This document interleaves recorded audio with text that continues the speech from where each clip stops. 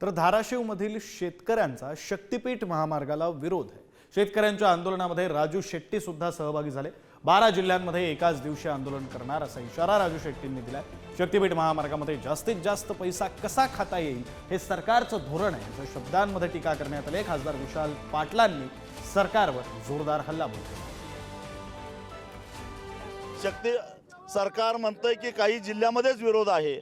12च्या 12 जिल्ह्यामध्ये एकाच दिवशी आम्ही आंदोलन करणार आहोत।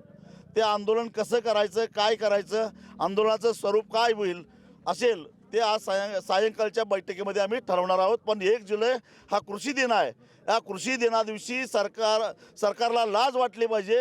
त्या दिवशी कृषी दिन साजरा करण्याच्या ऐवजी शेतकरी आंदोलन करतो, आपल्या जमीन वाचवण्यासाठी, काळ्या आईच्या रक्षणासाठी आंदोलन करतो। याची जरा तरी सरकारला लाज वाटली पाहिजे।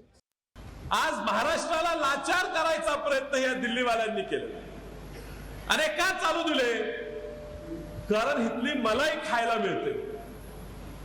शक्तीपीठाचा मार्गाचा विषय आज आम्ही त्या ठिकाणी जाणार आहे। त्या विषयात सुद्धा कसं त्यात जास्तीत जास्त पैसे खाता येतील, कसे आपल्या तिजोऱ्या भरता येईल एवढाच उपयोग ह्या महाराष्ट्राचा चाललेला आहे।